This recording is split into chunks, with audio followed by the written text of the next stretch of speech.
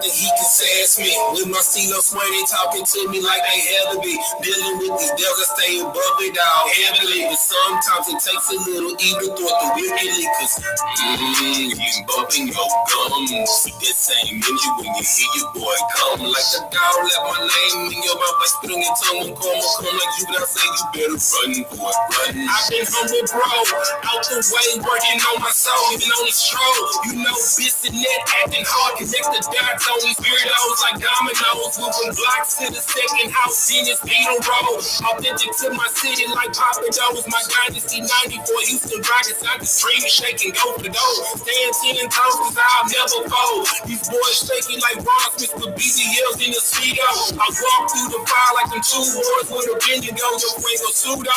To my CEO wasn't prize on the job. Progress is cargo. I step in any time like the fucking hockey boy. I'm too ice cold. You keep bumping your gums. E5, oh, you better run, nigga, run. Everybody gets scared when the rebels got a gun. Boy, you keep bumping your gums. Just a deaf boy, call me Walks in November. That's my middle name, these shoulders cold like the winter. My lineage of priesthood, that's royal like silver. No foot, my clan lead these turtles have shell like Splinter. I came up with the pennies, so I'm Shaquille to the center. With no regard for human life, so the God when I enter. I injure any goal on any arena when I enter. My opponent's old meal taking L's unless you a bender. This sauce water, splash town like sauce walker. Your sauce taller, shrimp nigga toast and bad water, 10 toes. Arm swinging out this weird shot, miraculously. With 2 fish to 5,000, say pardon me.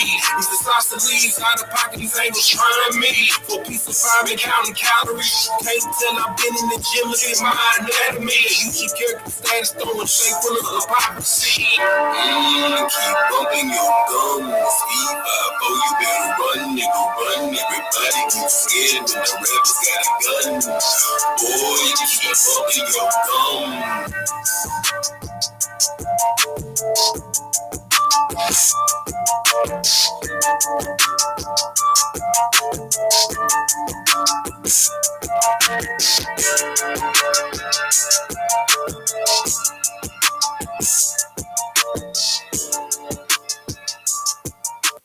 All right. Clap it up, clap it up, clap it up. All right, it's the Israelite School of Universal Practical Knowledge. Started out of 1 West 125th Street, Harlem, New York, under commanding Jury YAHANNA. Hey, nephew, do me a favor. Turn up that first knob for me, just a smidget. So, Paul, what's going down, brother, Lord in Christ? You know what I'm saying? All right. Check. A little bit more. Check. Cool. All right. So, picking up where we left off at, we are in the deep dive, finishing up Genesis 49. We left off on the prophecy for Joseph, right? For those that aren't aware of why Genesis 49 is so important, these prophecies are the reason of how that we can identify who we are, who the 12 tribes of Israel are.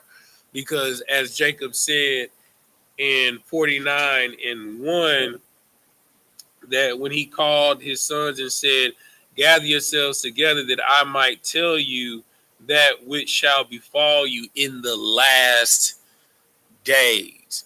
So this is Jacob making a prophecy of what's going to happen to each tribe in the last days. All right. So we picked up, we left off at Joseph, and that's where we're going to start off at, and we're going to finish out the 49th chapter. All right. So we're going to go to Genesis 49 and 22. When you got it, hold on, let me get to my notes real quick.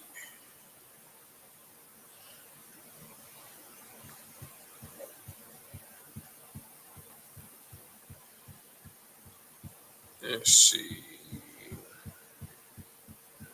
All right, go ahead. This is the book of Genesis chapter 49, verse 22. Mm-hmm.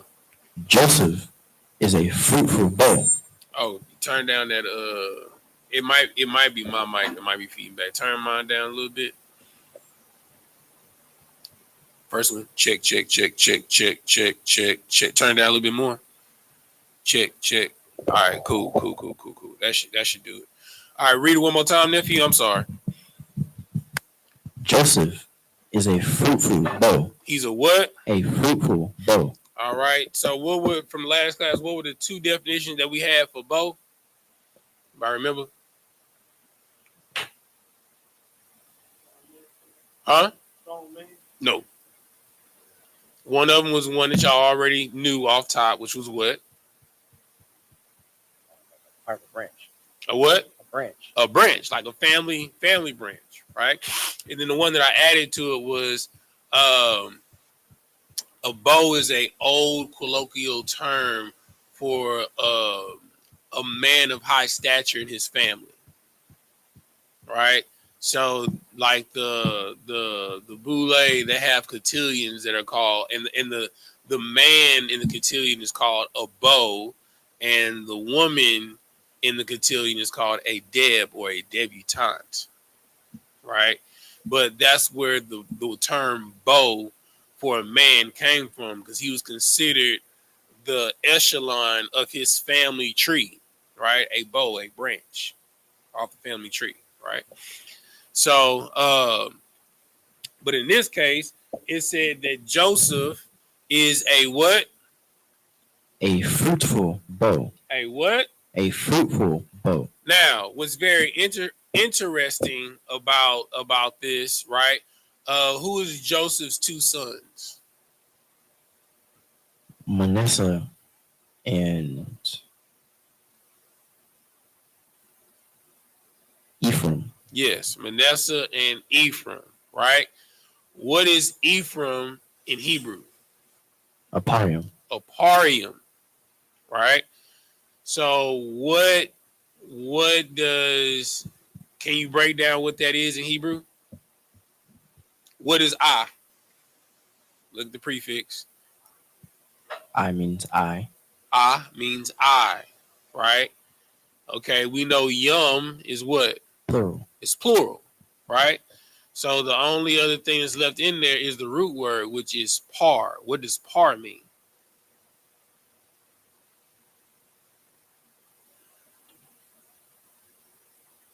So par, you want to help him? What does par mean in aparium for Ephraim? You know what par means in Hebrew?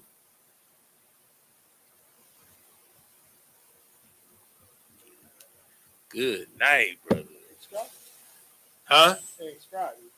No, it's not. Sapar means scribe. Sapar means scribe. I give you one more. I give you one more guess. So we know I is I because it's a prefix.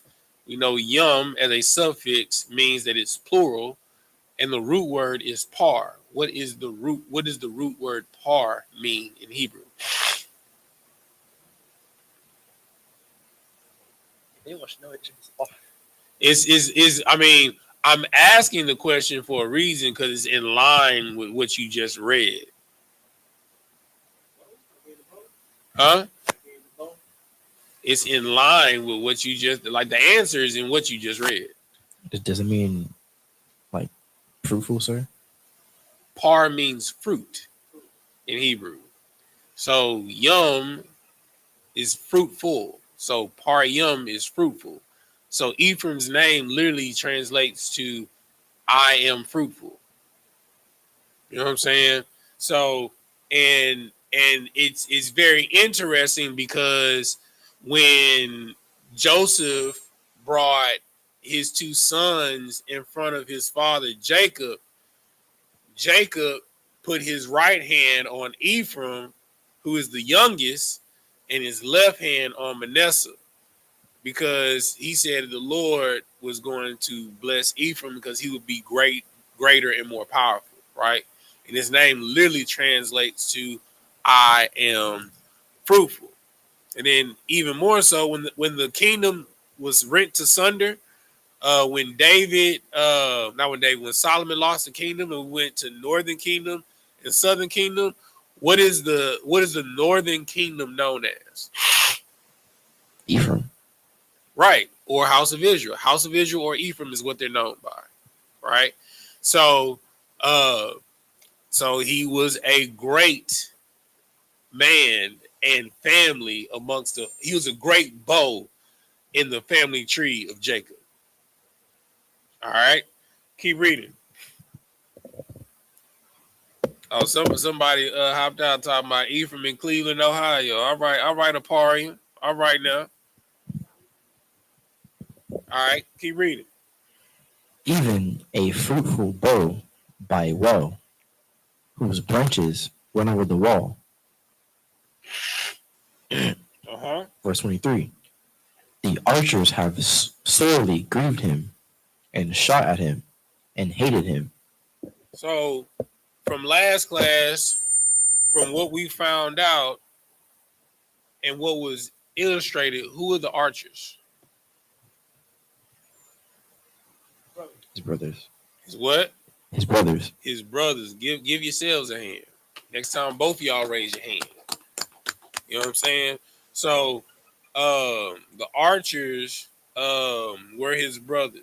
All right. So I want you to pull that. Go to Genesis. I think it's in 37. Yeah, go to Genesis 37 and 4. Somebody pull that for me. And then somebody pull Psalms 118 and 13. And then Sapar pull Matthew 10 and 34.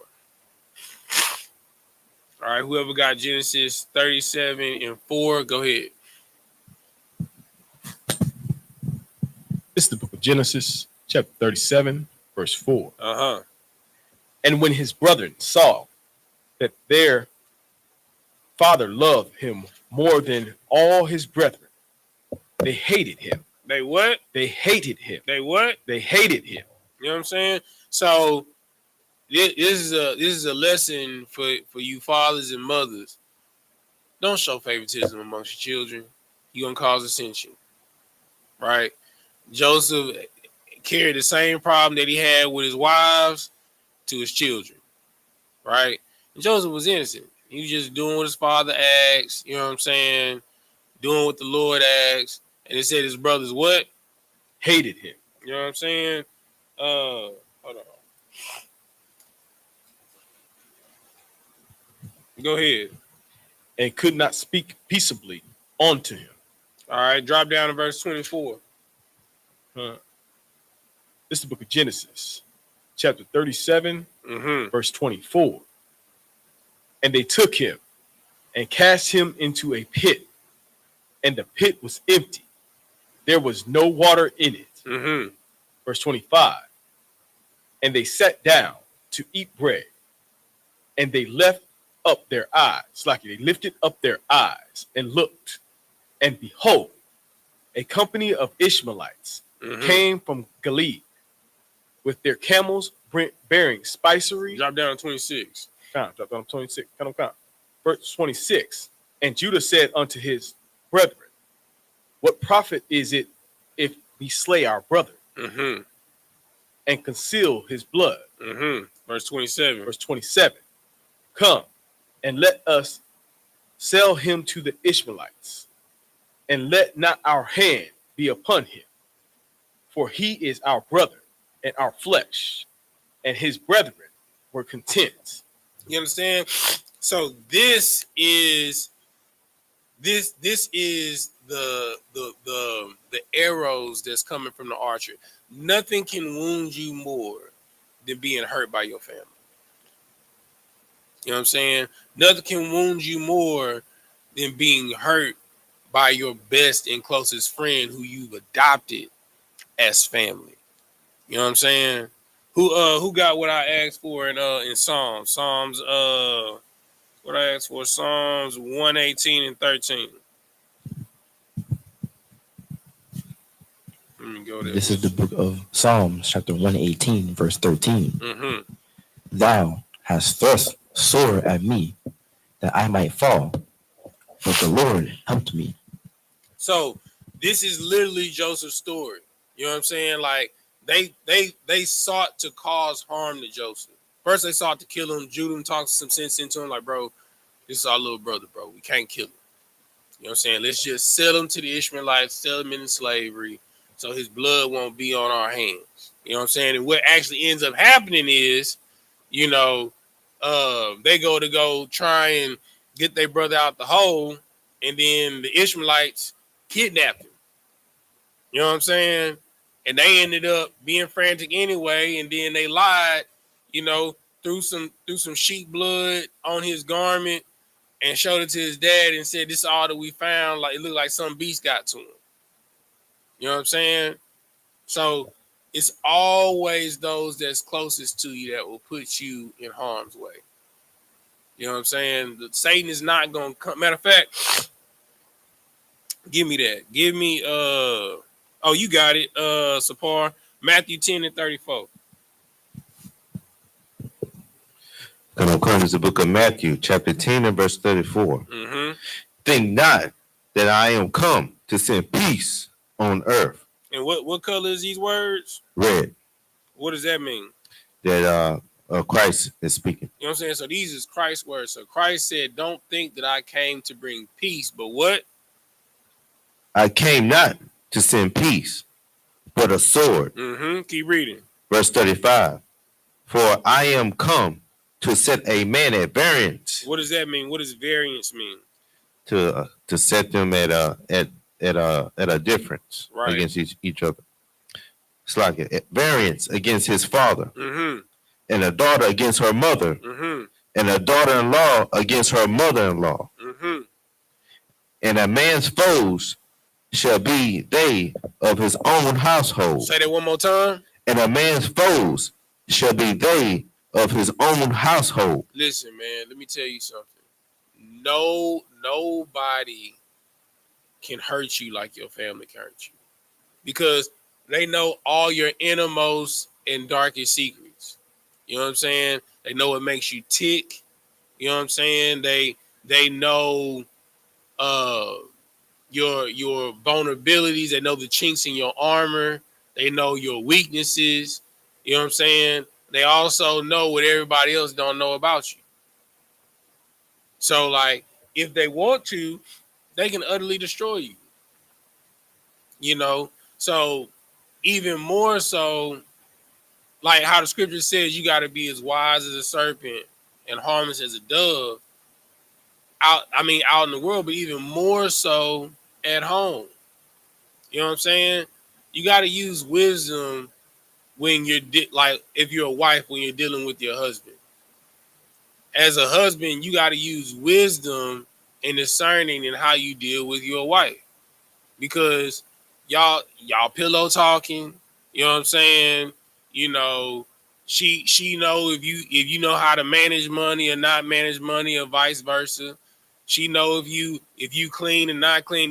It'll be real sad, brother. You get into an argument with your wife in public, it's like, oh, you such a man, huh? You wasn't a man when you ain't clean the chocolate stain out your drawers last night.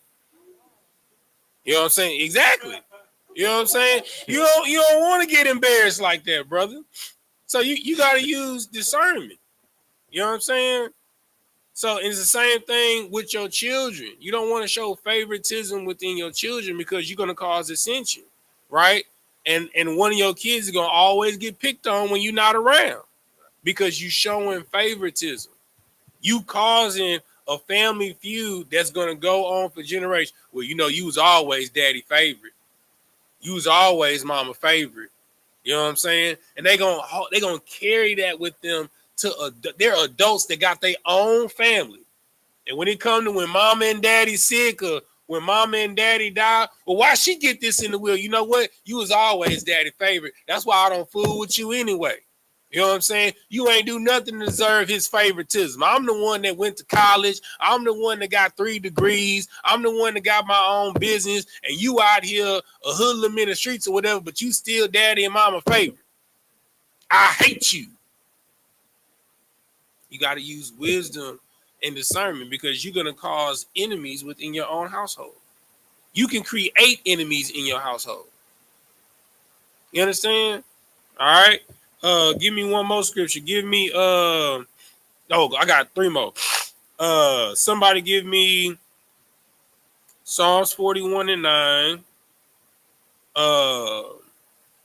Sapar, give me Psalms 55:12. And then Yakabai, you give me John 13:8. Right? Because you gotta understand these things, right? You gotta understand the angles of attack so you can prepare for the battle. How can you do spiritual warfare and you don't know the ways that the enemy can attack you? You understand? All right. Whoever got Psalms 41, I'm gonna assume that's you, Malaki. Psalms 41:9. Go ahead and read it.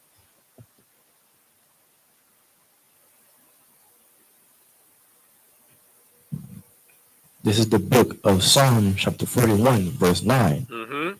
Yea, mine own familiar friend, in whom I trusted, which did eat of my bread, hath lifted up his heel against me.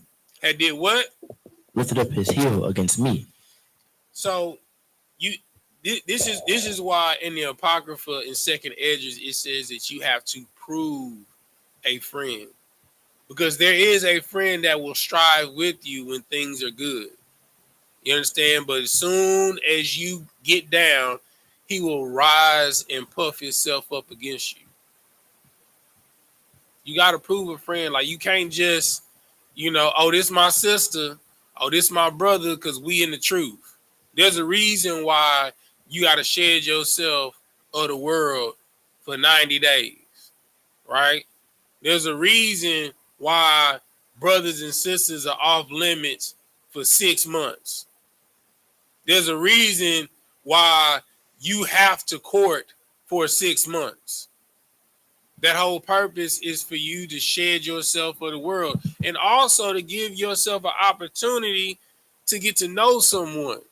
You can't be so hot in the box, you know what I'm saying? Hot in the draws, you feel me? That you just want to hop in the sack with someone that you don't know. Because you're going to end up causing a detriment to yourself. And that person will be someone that you breaking bread with and then turn around and stab you in your back. It can be mother, father, sister, brother, like Sapar brought out in Matthew chapter 10. Or it can be husband, wife, son, or your daughter. You have to be careful. All right. Give me the next one I asked for. Psalms 55:12. You're gonna read the 15. This is the book of Psalms, chapter 55 and verse 12. For it was not an enemy that reproached me, then I could have borne it. Hold on. He said it wasn't the enemy that reproached me. What? For it was not an enemy that reproached me, then I could have borne it. Because if somebody's already established themselves as the opposition, you know what it is when you see them. You know what I'm saying? You're not caught off guard because y'all drawn y'all line in the sand. So if he act accordingly, he just acting accordingly. You know what I'm saying? Like, I'm not surprised when a devil act like a devil, or a snake act like a snake, or a rat act like a rat, because I know that a devil is a devil. I know a snake is a snake and a rat is a rat. They've identified themselves as such. Keep reading. Neither was it he that hated me that did magnify himself against me. It wouldn't even, old boy at work that said, hey, bro, I hate you, man. You know what I'm saying? Like, every time we come up for merit award, you always getting all the merits. I don't never get no merits. I hate you, bro. You know what I'm saying? I hate seeing you win. Okay, shoot, I know what you are when I see you. I got to be on guard. You might try and set me up so I don't get my merit next time. You know what I'm saying? Keep reading. At least with them, I know what it is. Go ahead, Sapar. Then I will have hid myself from him. You know what I'm saying? Because, to be on guard. You know what I'm saying? Or your partner at work will be like, hey, man, You know what I'm saying? Boy, John was talking bad about you in the rec room, bro. You know, you might want to be on guard, man. You know what I'm saying? He be trying to dab you up and be all cool with you, but when he don't be around you, bro, he be saying X, Y, Z. You be like, okay, bet. You know what I'm saying? I know to watch what I say around him or watch how I move around him because I know what he's saying. I know where he is when it comes to me. Keep reading. Verse 13.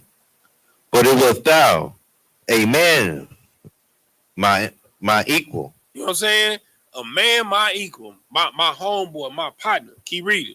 My guide. Yo, what? My guide. You know what I'm saying? It almost saying like he's saying my guy, but he's saying my guide. You know what I'm saying? Someone that you confided in, someone that you went to for counsel. You know what I'm saying? Like, it's nothing worse than you go to get counsel on a matter and then someone turn and use that counsel against you to try and usurp you, to try and one-up you. Keep reading. And my acquaintance. And not only was this person his equal, not only was it somebody he looked up to, his God, but it was his friend. It was his acquaintance. Keep reading. Verse 14. We took sweet counsel together. You know what I'm saying? Like, you know, we didn't went to the general, you know, getting scripture breakdowns together. You know what I'm saying? You know, we didn't grew in this truth together. Keep reading. And walked unto the house of God in company. You know what I'm saying? And then it's Shalom, Yahweh Shem, Yahweh Shabrakatah. You know what I'm saying? Every time you see me, it's a salute. You feel me? Embracing me as a brother. Keep reading. Verse 15. Let death seize upon them. Let what? Let death seize upon them. Let what? Let death seize upon them. Uh-huh. And let them go down quick into hell. Uh-huh. For wickedness is in their dwellings and among them. Only someone truly hurt will wish death on someone. You know what I'm saying? And the only people that can wound you like that is people that you let in your inner circle. That's why the scripture says, prove ye a friend first. Don't be so hasty to call somebody my brother, to call somebody my sister. Let them go through some stuff. Go through some, see what their character is like on small matters, like dishing out the dishes on feast days. You know what I'm saying? When it comes to we got to go on a mission and we got to order, we got to go pick up supplies. You know what I'm saying? Like, see how that person acts under pressure. You know what I'm saying? When we on camp, is that person vigilant? Is he looking out as he sleep on post? You know what I'm saying? Is he keeping watch? Is he on his phone on social media? See that brother right there? Can't trust that brother. That brother not gonna have my back in the clinch. That brother's not gonna be observing, watching the crowd, seeing who's scoping the scene, trying to scope aside. You can't be so hasty to prove someone, because you embrace that person, bring them into a circle, give them glory that they didn't earn and honor that they don't deserve. When they hit you, it's gonna hurt. All right, give me the last one I asked for. Give me John 13 and 18. Let me go there with you.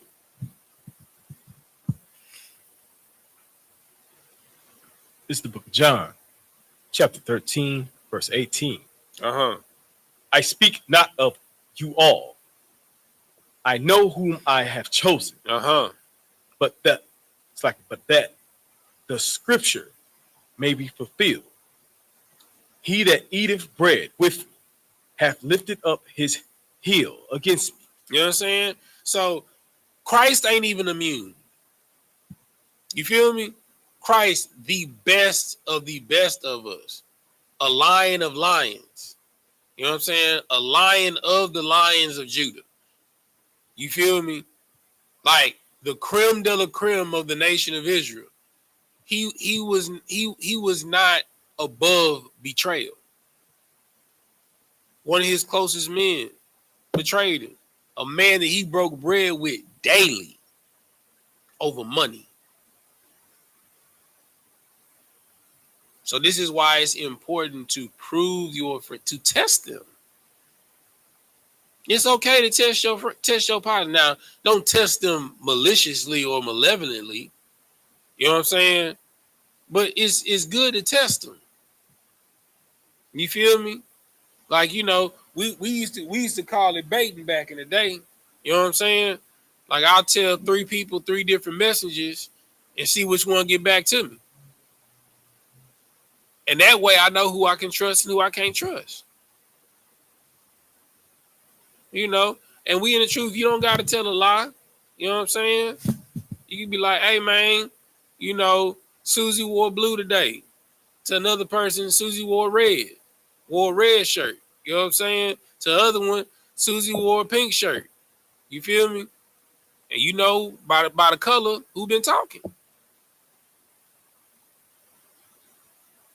You always got to test the people who are in your court. You test your children.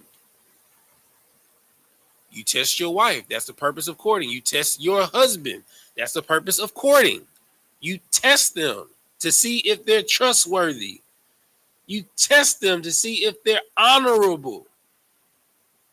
Because there is no honor amongst thieves. There's no honor amongst the wicked. And you allow a wolf in the hen house to have a whole bunch of dead hens. And you're going to wake up in the morning, woe is me. All my money gone. All right, let's get back to it. In 49, we had 49 and 24. And while he pulling that, while he about to read that, somebody pull Job 29 and 2, Psalms 37 and 14. This is the book of Genesis, chapter 49, verse 24. Mm-hmm. But his bow abode in strength, and the arms of his hands were made strong by the hands of the mighty God of Jacob. Say that one more time. But his bow abode in strength, and the arms of his hands were made strong by the hands of the mighty God of Jacob. From thence is the shepherd, the stone of Israel. The what of Israel? The stone of Israel. So let me ask this. Why was Joseph considered the stone of Israel? Based off of what you know, why is he considered the stone of Israel? Go ahead. Because of his unwavering faith. No.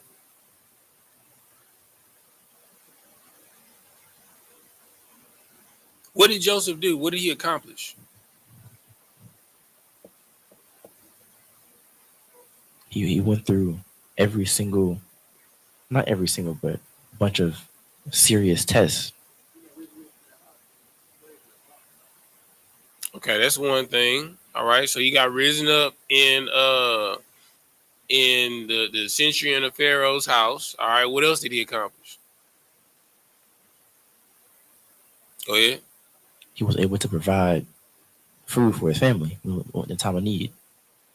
Okay, but just for his family? For everybody. For the known world at that point. Right. Right? Because of the family. But most importantly, his family, the reason why he's considered the rock or the stone of his family is because without Joseph, there would be no nation of Israel. They would have died. They would have perished in that famine. Because they had 7 bountiful years, right?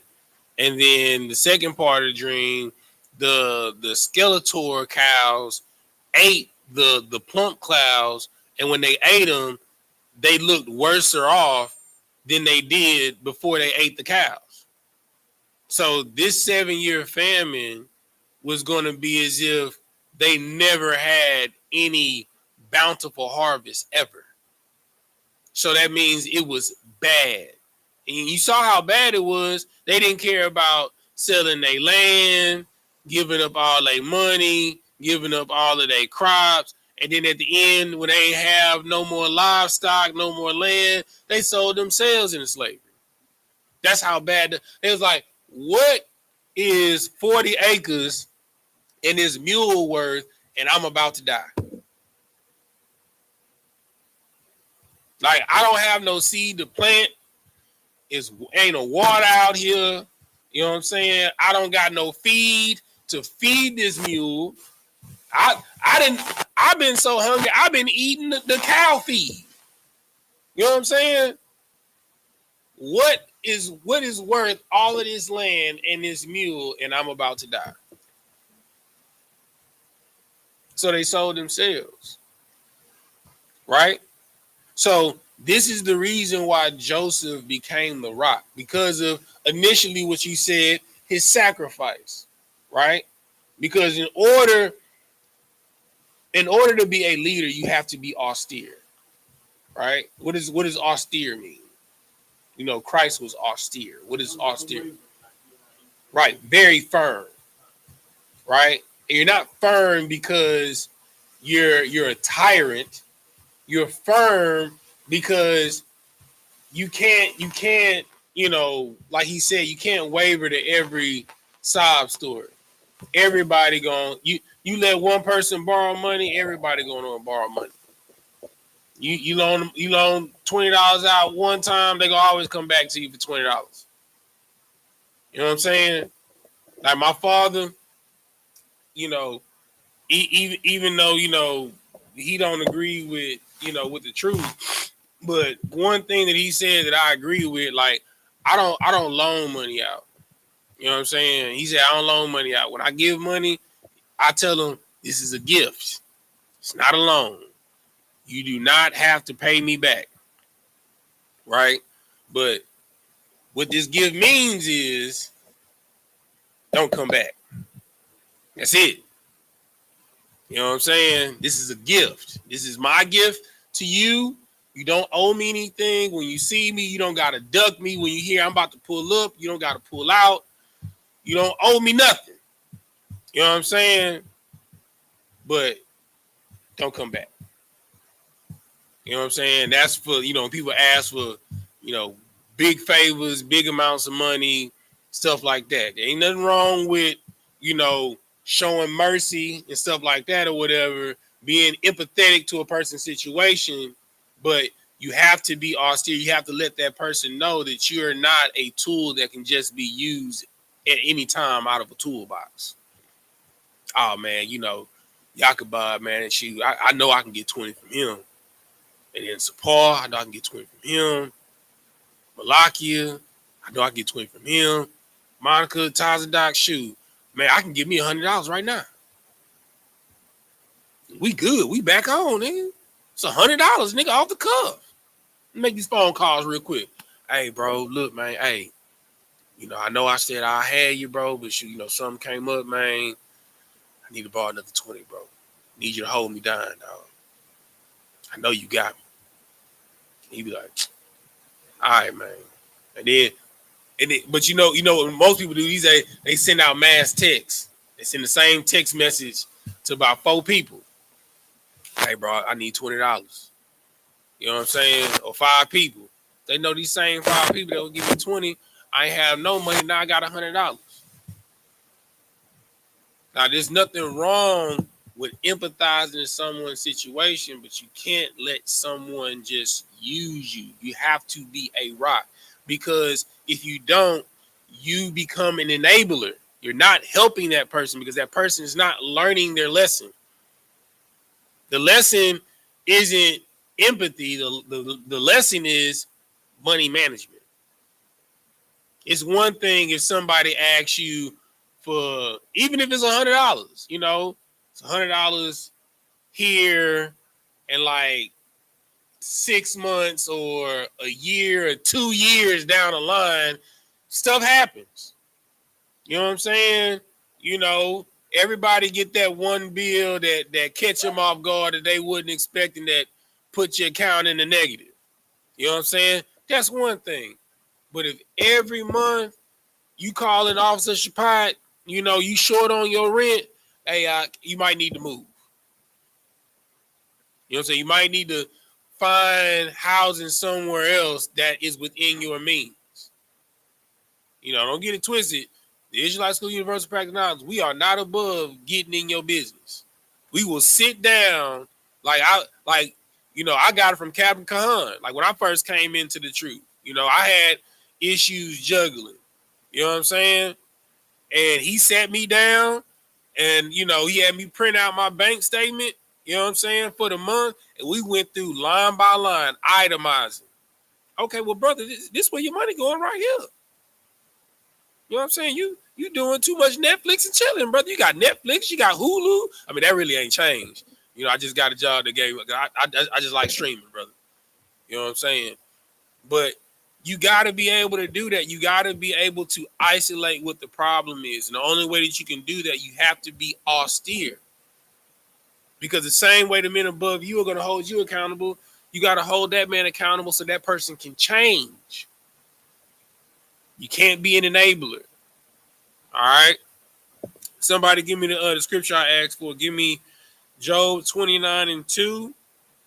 Then somebody hold Psalms 37:14.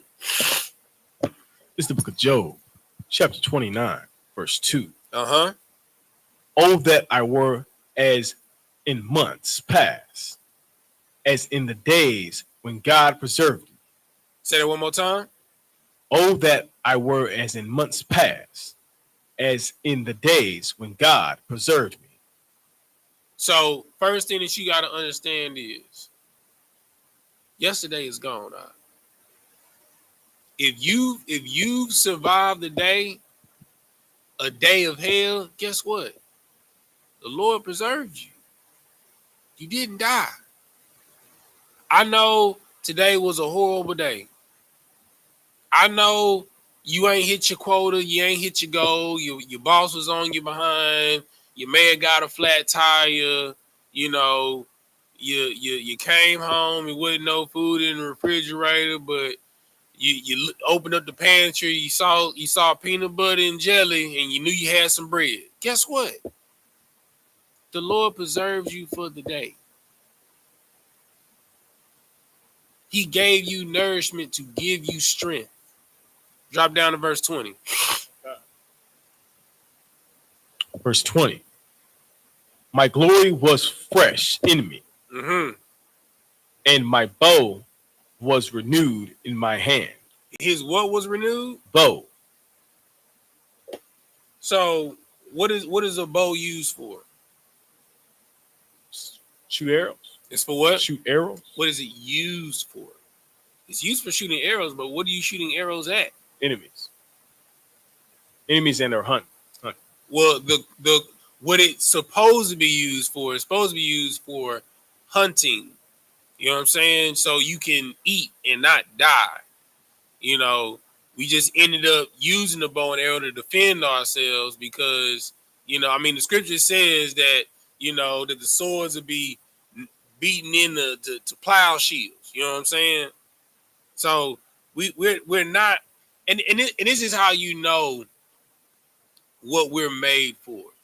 To see a brother at arms, or to see a brother with the spirit of the oppressor, you know what I'm saying, a spirit of anger towards his brother, a black, Hispanic, or Native American, they look out of place. But when we see that on the oppressor looks in place, because you can't profile a white person that's a sociopath. They look like Brian that works at Kinko's. They look like Sylvia that makes you coffee at Starbucks. You can't profile a serial killer that's a white person. You can't, because that's within their nature.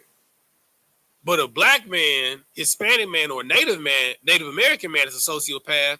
You can tell them right off the bat, hey, there's something wrong with that brother. Hey, that brother off. Because it's not in your nature. Your nature is to be tranquil. What did it say about Jacob? Jacob was a what type of person? He was a what? A plain man that what? That dwelleth in tents. You know what I'm saying? Jacob was chilling in the highs, man. You know what I'm saying? Like, bro, like a man, a grown black Hispanic or Native American man, bro, that's about his business, he go to work and do what? Go home. Go home. You know what I'm saying? What I'm going out to the club for? I got the club at the house. When I'm spending $200 for bottle service, I got $50 bottles at the house. You know what I'm saying? What I'm spending all this money at the restaurants for, I got a woman that cooked for me at the house. You know what I'm saying? And you catch Isupk, he at the house twice a day. He gonna hit that siesta, baby. He gonna hit that siesta. You know what I'm saying? Because that's the type of people we are. We're plain, man. We dwell in the house, bro. We be chilling. And a brother that's out there on the corner, you know something wrong with him. A brother that's out there posted up at the corner store all the time, you know something wrong with him. Why you not at home? A young man that's out there on the streets and not in the house at nighttime, you know something's wrong. Because we're operating outside of our nature.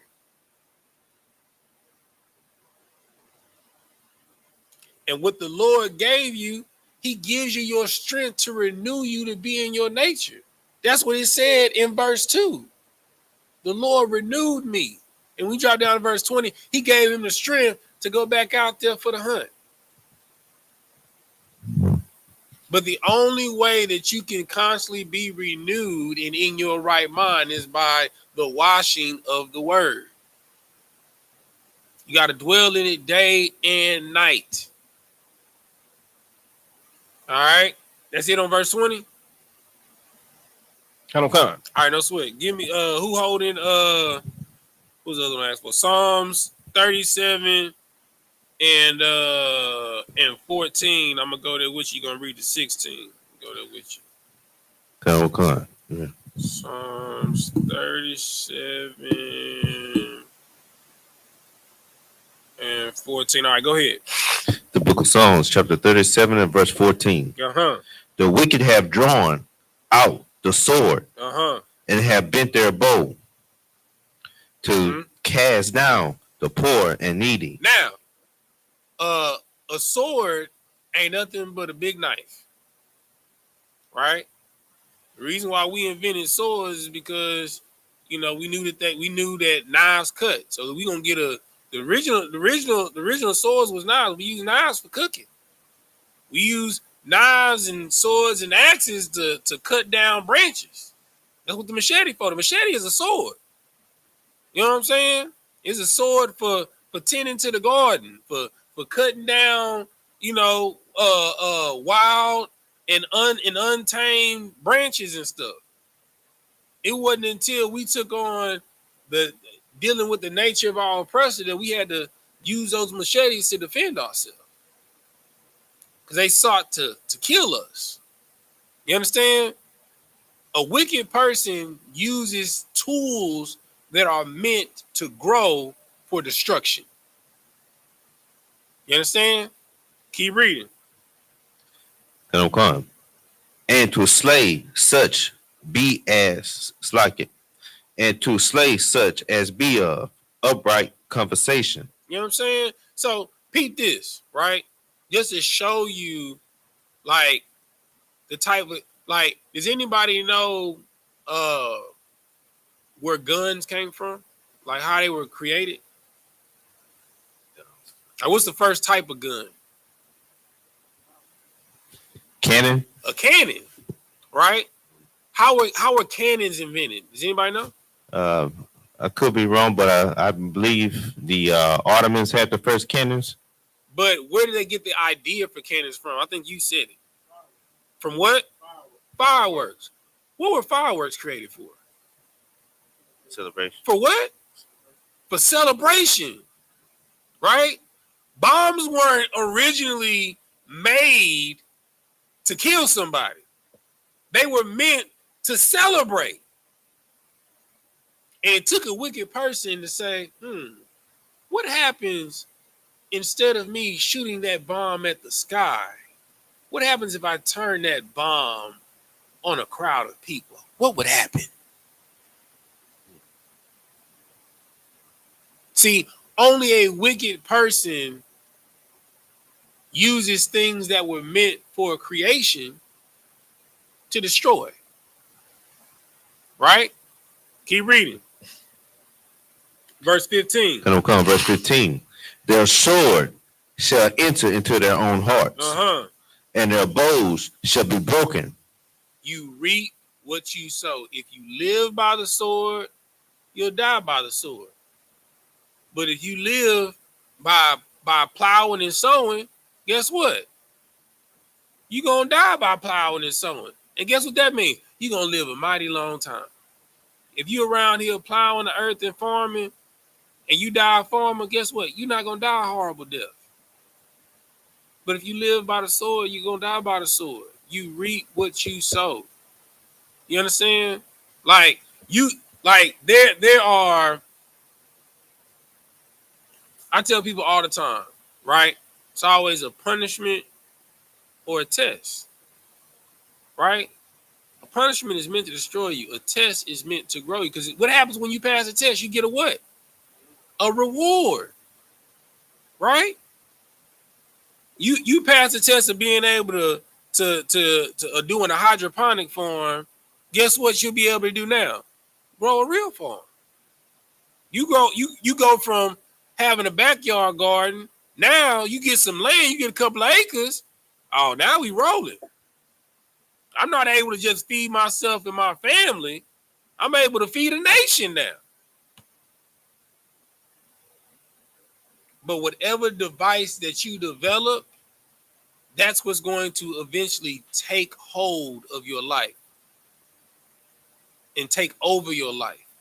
So if you're living by the sword, the same sword that you live by, you're going to die by. If your life is about feeding and nourishing others, guess what? When you die, you're going to be celebrated by those others that you've nourished, that you've built up. You live your life of slaying down people, guess what? You don't get slayed by the families of those that you slayed.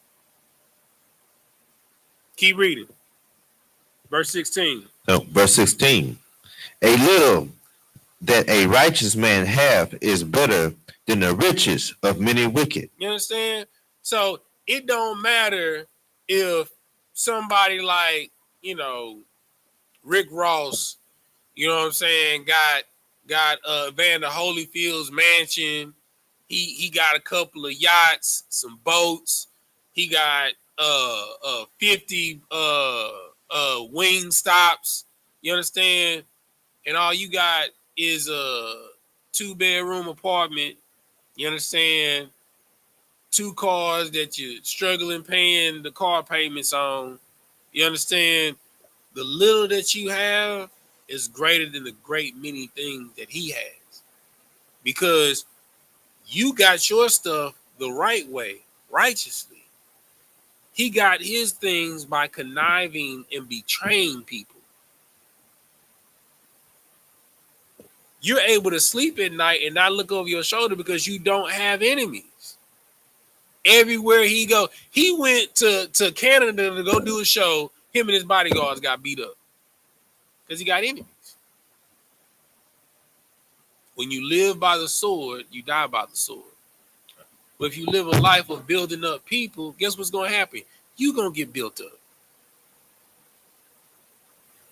All right. Let's get back to it. Where we at? We at verse 25. We're going to read 25 and 26. Somebody give me Genesis 27 and 28. And somebody hold Deuteronomy 33 and 16. We had Genesis 49 and 25. Read 25 and 26. This is the book of Genesis chapter 49, verse 25. Uh-huh. Even by the God of thy father, who shall help thee, and by the Almighty, who shall bless thee with blessings of heaven above, blessings of the deep that lieth under, blessings of the breast and of the womb. What is it? What is this blessing that Joseph is getting? What is it? Does anybody know what it sounds like?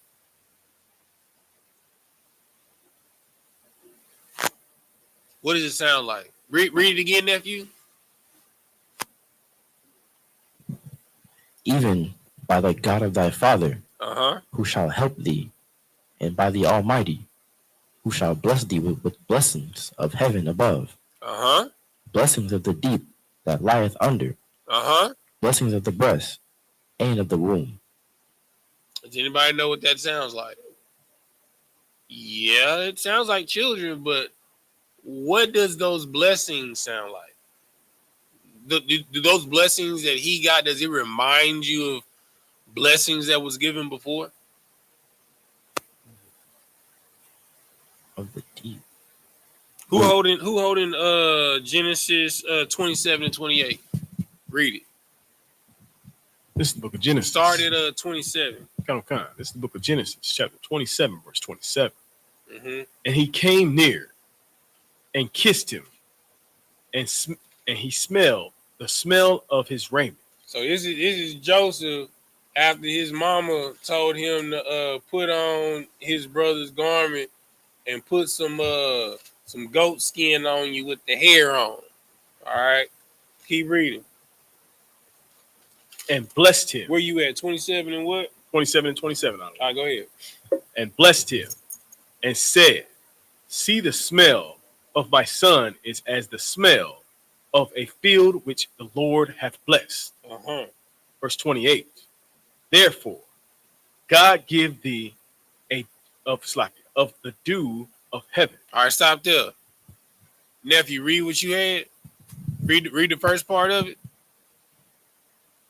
Even by God, well, it's like even by the God of thy father, who shall help thee, and by the Almighty, who shall bless thee with blessings of heaven above. Blessings of what?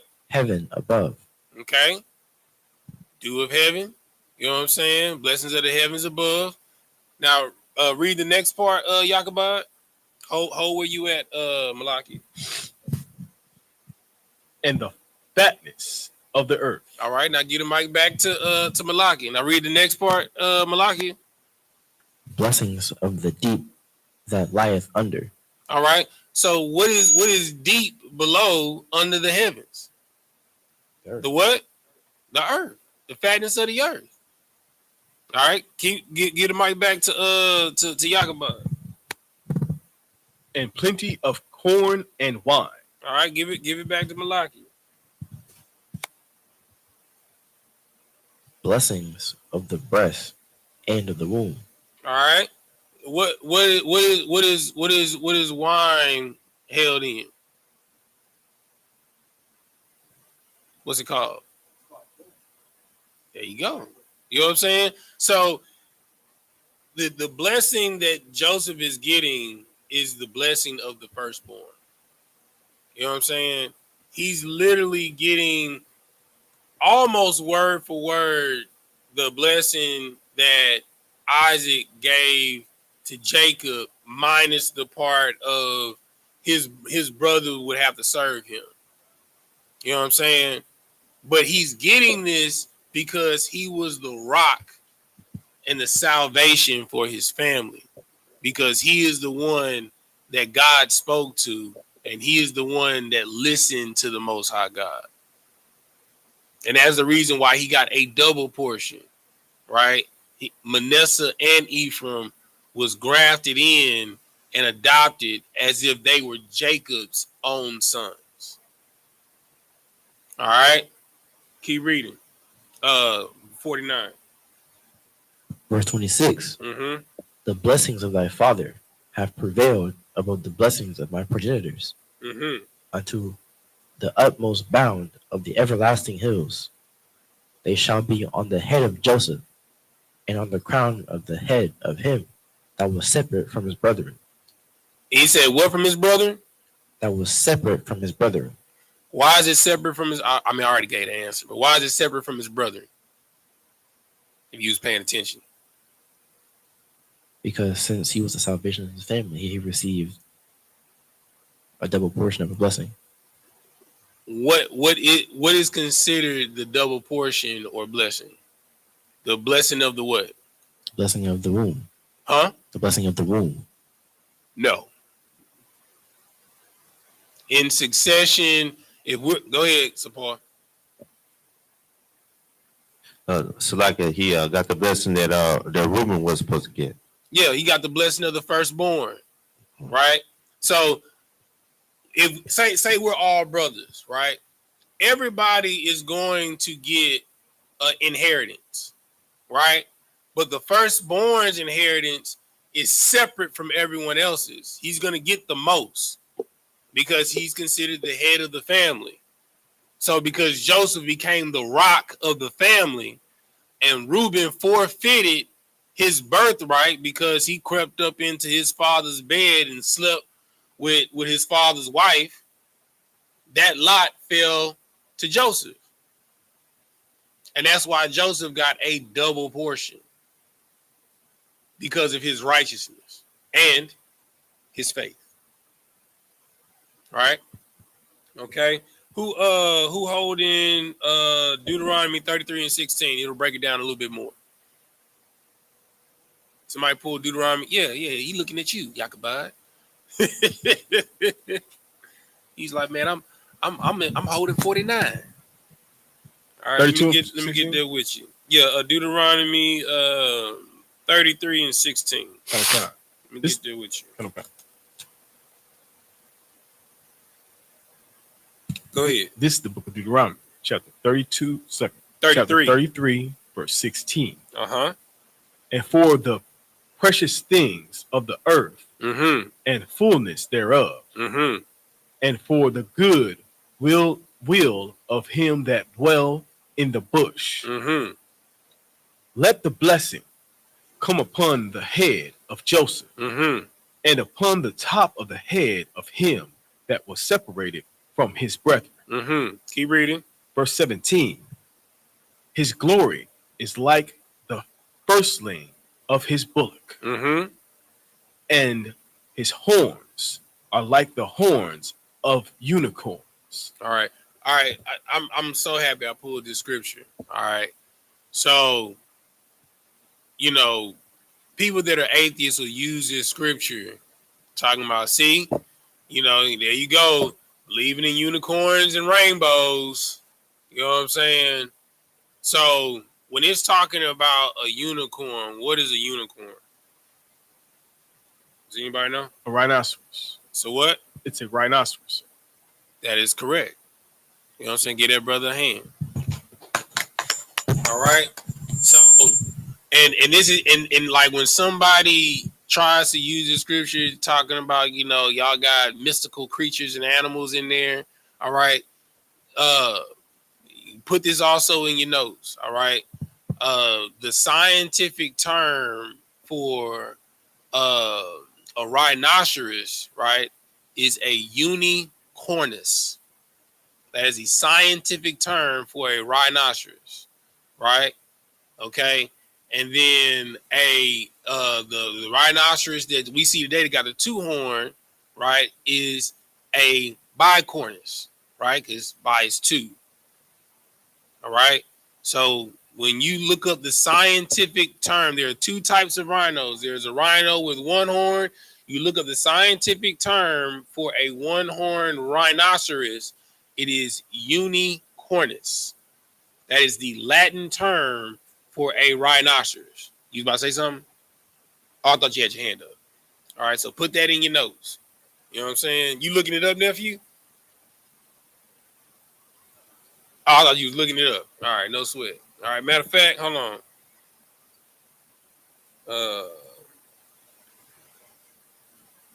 Latin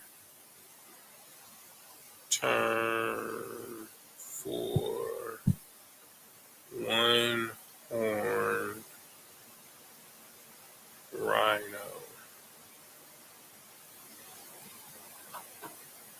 Yep.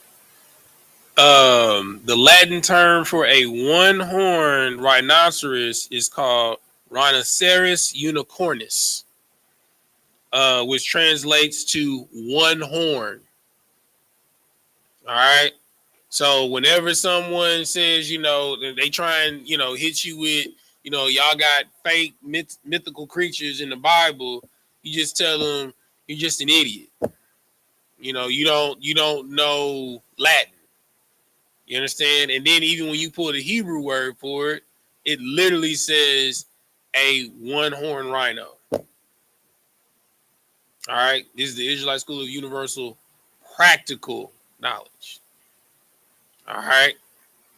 So, my bad, nephew. Read that. Oh no, you was reading it. You was reading it. Read Deuteronomy. Where we at? 17. 33 and 17. Top. Yeah, start from the top. This is the book of Deuteronomy, chapter 33, verse 17. His glory is like the firstling of his bullock. All right. So you know what is why is the firstling of any animal important? His first fruits, which is the firstborn. And okay, no, you said first fruits. You're on which it. Is the offering unto the Lord. It's a what? Offering unto the Lord. So he's saying his glory is as if it's a first fruit because he belongs to the Lord. Keep reading. And his horns are like the horns of unicorns. You know what I'm saying? So he's powerful like a one-horned rhinoceros. You understand? Because of what he's gone through. All right, keep reading. With them he shall push the people together to the ends of the earth. And we know what he did. You understand? Because of his sacrifice, he was able to instead, because like normally when there's famine in the land, normally the people uprise against the government. You know what I'm saying? And the land goes into dissension, and you know, thrones are toppled, and crowns are overthrown and overtaken, and new world powers are created because of rebellion. But because of Joseph's wisdom from the Lord, he was able to bring the people together because the Lord gave him the wisdom to discern Pharaoh's dream, and he prepared for what was to come. All right, keep reading. And there are the 10,000s of Ephraim, and there are 10,000. No, thousands. The thousands. There are 10,000s. 10,000s of Ephraim. And there are thousands. It's like the thousands of Manasseh. All right. And that is in line with what Jacob said when he put his hand on Ephraim, his right hand on Ephraim, and his left hand on Manasseh. And Joseph was upset about that. He's like, "Nah, Pop, you got it wrong." No, it was like this. He was like this and put his right hand on Ephraim and his left hand on Manasseh. And Joseph got mad. He moved his hand and put like this. And he was like, "Nah, this is the firstborn. He's the youngest." He's like, "I understand, but it's not so. The Lord says that Ephraim is going to be the greater of his older brother." And his name literally translates to "I am fruitful." Not only was Ephraim a mighty nation, you know what I'm saying, but he was the most dominant of the northern kingdom. Ephraim ruled the northern kingdom. You understand? So much so to where the northern kingdom is either called the house of Israel or what? Ephraim. All right. Let's get back to it. Verse 49 and 27. Get through the last of the brothers. Verse 27. Benjamin shall raven as a wolf. In the morning he shall devour the prey, and at night he shall divide the spoil. My bad. Read that one more time, nephew. Oh, and while you reading that, somebody pull Sapar pull Judges 20 and 21. Jacobite pull Numbers 23 and 24. Go ahead, read that one more time, nephew. Benjamin shall raven as a wolf. In the morning he shall devour the prey, and at night he shall divide the spoil. All right, so what is a What is a raven? What is that? What does that mean? You know, you hear the term ravenous wolf. What does the term raven mean?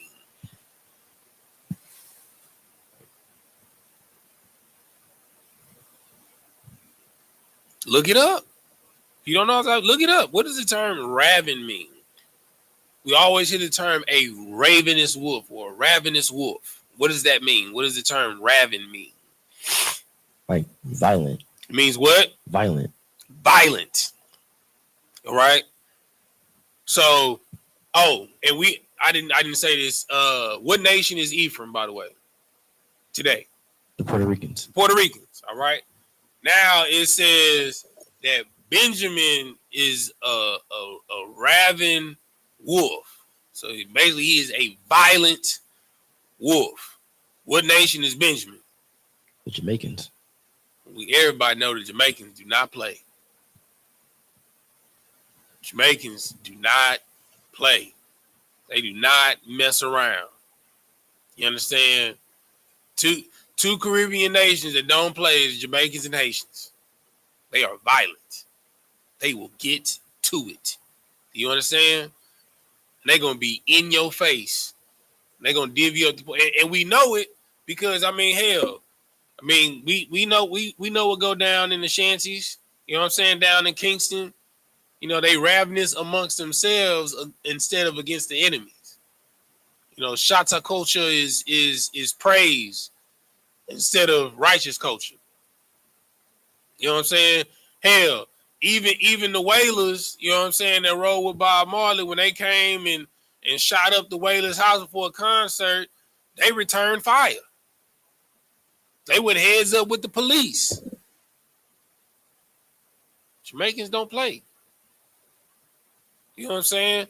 They're going to lay you down and then deal with the aftermath later. You understand? All right. Who got the first one I asked for? Who got Judges 20 and 21. And nephew, get Esther 8 and 11. This is the book of Judges, chapter 20 and verse 21. Uh-huh. And the children of Benjamin came forth out of Gibeah, and destroyed down to the ground of the Israelites. Hold on. They just beat them up a little bit. And destroyed down to the ground. They just got into a little scrap, a little skirmish, and they stalled them out and let them make it. And destroyed down to the ground of the Israelites that day 20 and 2,000 men. How many? 20 and 2,000 men. Brother, when you press that button on the Benjamite, ain't nobody gonna be able to spare you out. Ain't gonna be no talking, none of that. It's gonna be some slow singing and some flower bringing. You understand? It said they tore down everything. All right, read the one you got. Hold on. Was that all? Oh, read the. You gonna read the 25? My bad, so far.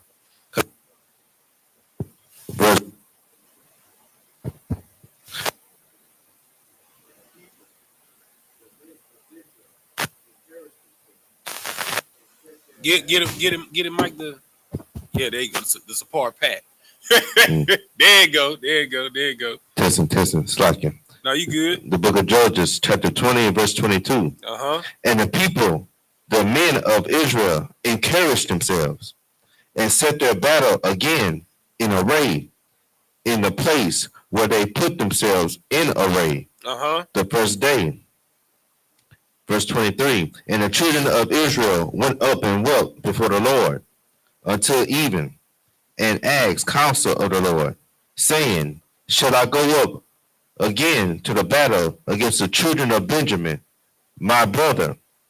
And the Lord said, go up against him. So look, this is when we was having civil war amongst ourselves, right? And Benjamin, you know what I'm saying, wanted to be wicked. You know what I'm saying? He wanted to do his own thing. Right, and they was in the other brothers was like, hey man, you have to get right. If you ain't gonna get right, we gonna scrap. Benjamin was like, bet, let's scrap. And every time they would roll up against him, Benjamin would tax that behind. So much so to where the other tribes, they was calling out to the Lord like Father, like, come on, so like it's our brothers, so like we just supposed to just keep going up against them. You see what Benjamin doing? The Lord's like, yeah, Benjamin tripping. Benjamin need to heal. You know what I'm saying?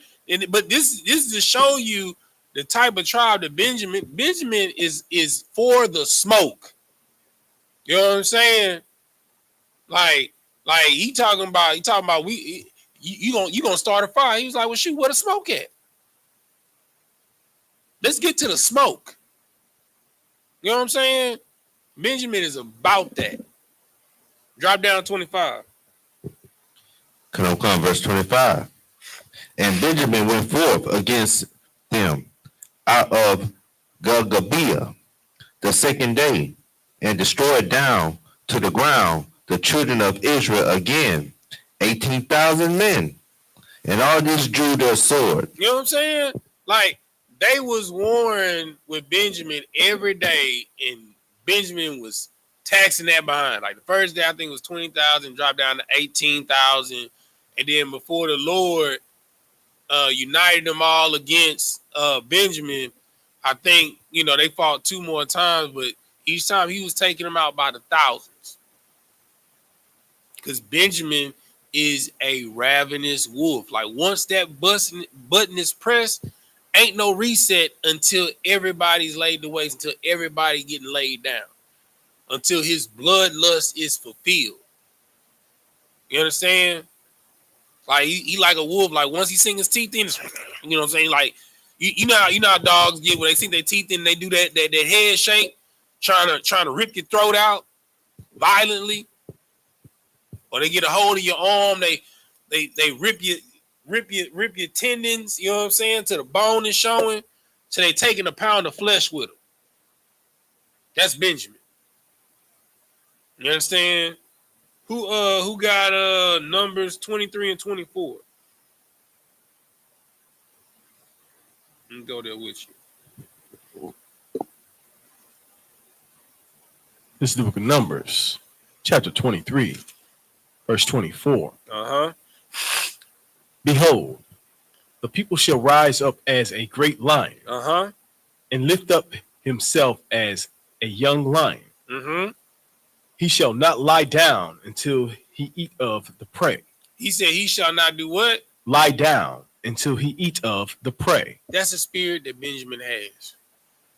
He not going to sleep until not only is the prey destroyed, but until he eats of the prey, until he's nourished by what he's killed. Keep reading. And he drink the blood of the slain. You know what I'm saying? And then he relishes in it. You understand? That's the type of spirit. Like, Benjamin is a nation that you want on your side when you go to war. You know what I'm saying? You need, like Judah get down, don't get it twisted. You know what I'm saying? But you want Benjamin, you want Levi, and you for sure want Simeon. They killers. You understand? And then you got Judah in the mix too. We undefeated. You know what I'm saying? And Benjamin, the little brother. The little brother, he got something to prove, because what always happens to little brothers? Oh, they get bullied. They get what? Get bullied. Yeah, they get picked on by their older brothers. So 9 times out of 10, the run of the litter is 9 times out of 10 the strongest, because he get picked on and bullied by his older brothers. You know what I'm saying? And he gonna make sure, you know what I'm saying, he gonna represent, you feel me, for the household. Because if he gotta call his older brother Levi, if he gotta call Simeon or Judah, it's gonna be a problem. So it's best you deal with me, and I'm gonna lay you down. So I don't gotta call them, because if I call them, like, Levi and Simeon, they just gonna kill you. So I'm just gonna drop you. I'm gonna knock you out. You know what I'm saying? I'm gonna boo-bop you. You know what I'm saying? Hit you with a couple of mink-minks, and you gonna go night-night. You know what I'm saying? And everything gonna be all right. And I'm gonna do my little dance over you. You know what I'm saying? You got knocked out. You know what I'm saying? I'm a relish in it. Because if I got to call my older brothers, it's going to be a serious problem. That's the type of that's the type of nation that we come from. We go to the grass. Or as we say in the Israelite School of Universal Practical Knowledge, we go to ground. All right. Nephew, you got one. What you hold? You holding Esther 8:11. Somebody give me Ezekiel 39:10. Matter of fact, you give me that, Yakabad, and then we'll close it out with Zechariah 14:1 with Sapar. Esther 8:11. This is the book of Esther, chapter 8, verse 11. And when the king granted the Jews, which were in every city, to gather themselves together and to stand out, and to stand for their life, to destroy, to slay. To what? To slay. To what? To slay. But most importantly, to stand for your life. That's the type of spirit that Benjamin has. He's standing on business. He 10 toes, square nose. You feel me? And he gonna lay everything down. Keep reading. And to cause to perish. To do what? And to cause to perish. All of these precepts is precepts for Benjamin. All right. Who got is that it on 11? Wow, sir. Go ahead. All the power of the people in province that would assault him, both little ones and women. You know, like, bro, they don't like, bro, they coming not only for you, but they taking out your whole bloodline. They gonna kill you, they gonna kill your wife, they gonna kill your kids and the dog.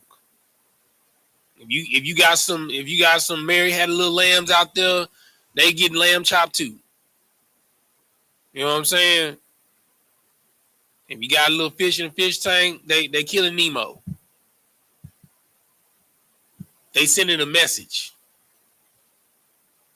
All right. Who got the next one? Ezekiel 39:10. This is the book of Ezekiel, chapter 39, verse 10. So that they shall take no wood out of the field, neither cut down any out of the forest. For they shall burn the weapons with fire. They shall do what? Burn the weapons with fire. Keep reading. And they shall spoil those that spoiled them, and rob those that robbed them. Benjamin is the equivalent of an eye for an eye, a tooth for a tooth. You know what I'm saying? If you hold him down, he gonna hold you down. But if you cross him, he gonna cross you out. When I say cross you out, it's like the cartoons. You're gonna have a little X on your eyes. You know what I'm saying? Like his anger is so wrathful. Scripture says that he burned their weapons. He didn't just kill them, he burned their weapons. Anything that resembled anything of your strength, he's wiping off the face of the earth. He's wiping out your bloodline, and he's burning your weapons. That's the type of spirit that Benjamin has. And anybody that roll with him, he gonna make sure that they good. You want this gold right here? Yeah, man. I want that. I just wanted to kill him, bro. You can have that gold, bro. You know what I'm saying? Oh, you like that horse? I mean, normally I kill the animals. I lay everything to waste. But if you like that horse, better take it. I mean, I'm gonna kill it. You know, I just want everything that he has that represents him to be gone. But if you like that horse, go ahead and take it. That's the type of spirit that he got. That's it on it. You got some more? Go ahead. And rob those that robbed him, saith the Lord God. All right. Let's go what you got, Sapar. Last one of the last tribes. This is the book of Zechariah, chapter 14 and verse 1. Behold, the day of the Lord cometh. Thy spoil shall be divided in the midst of thee. Verse 2.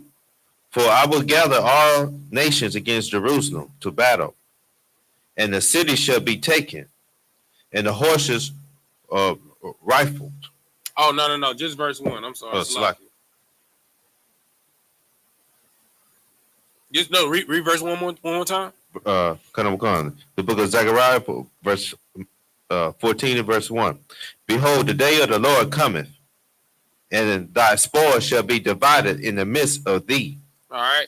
So one thing that you got to understand is if the Lord is on your side, you understand, he's going, anything that the Lord destroys for you, whatever that nation has, the Lord is going to give to you.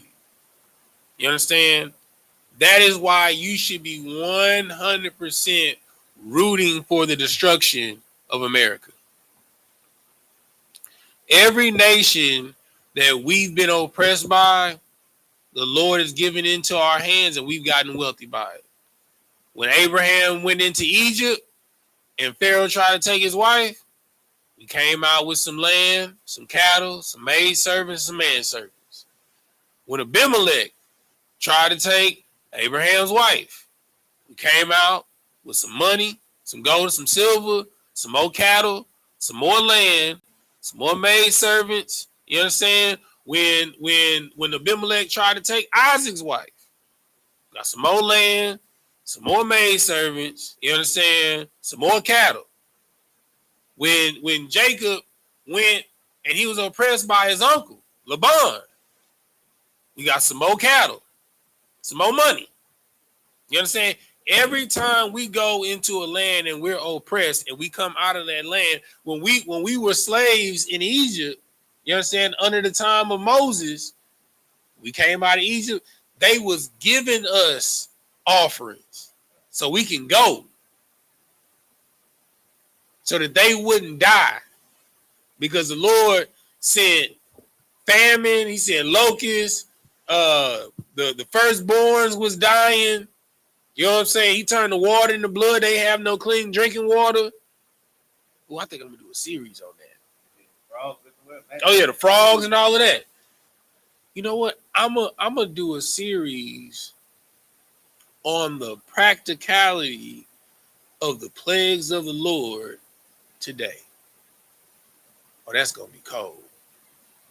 Yeah, because everybody say, the things that happen in the Bible is all fairy tales. So we gonna break it down on the scientific standpoint, how water turns into blood. You know what I'm saying? How the doors of the earth opened up and flooded the entire earth. Oh yeah, that's gonna be cold. Oh yeah. Since we done with Genesis, you know what I'm saying? I need something else to hop into. Don't get too heavy. We still got one more chapter. You know what I'm saying? 2 more weeks.